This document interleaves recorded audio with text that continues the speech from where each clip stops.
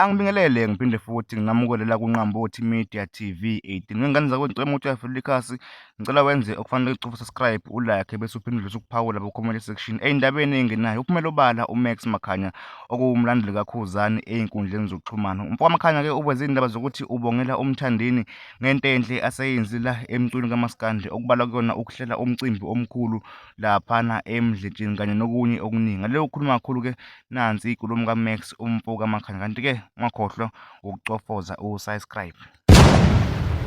Ngisukuma nokushaya izandla ngishayela uNtunsulu udunudunu umthandeni uSK umfo kaManqele. Ngithi mina SK mfowethu wayishaya damage control mfowethu, wayishaya damage control kwathula umoya.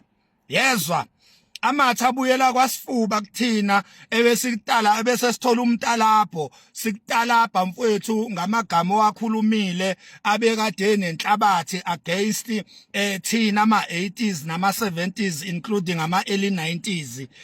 Amathe mfowethu sithi abuyele kwasifuba. Siyabonga-ke mfowethu ukuthi wenza i-damage control enhle kanjena.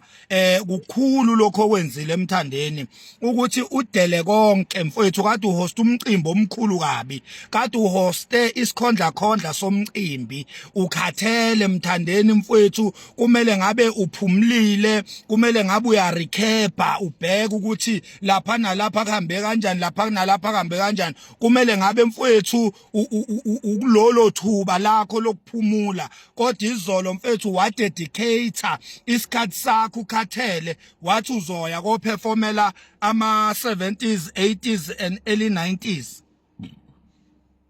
Inhle kakhulu lonto mthandeni.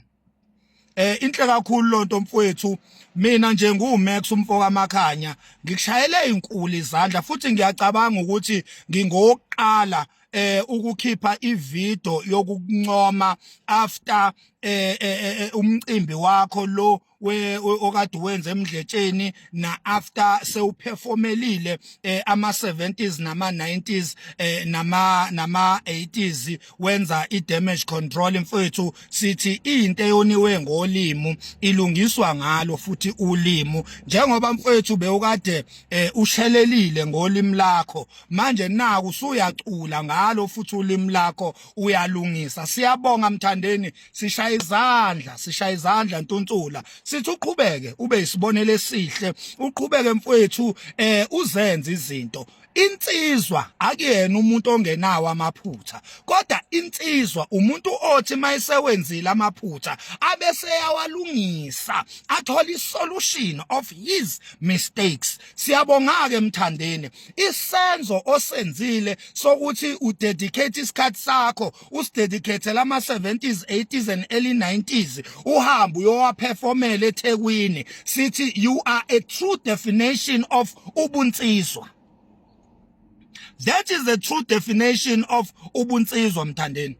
Siyabonga-ke mfowethu, siyabonga mfowethu, wena umfowethu wena.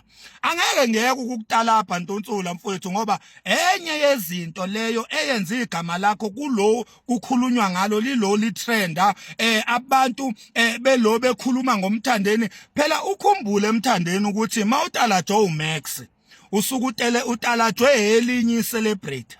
Mina ngiyicelebrate yonke indawo engihamba kuyo, abantu bangijaha ngamakhamera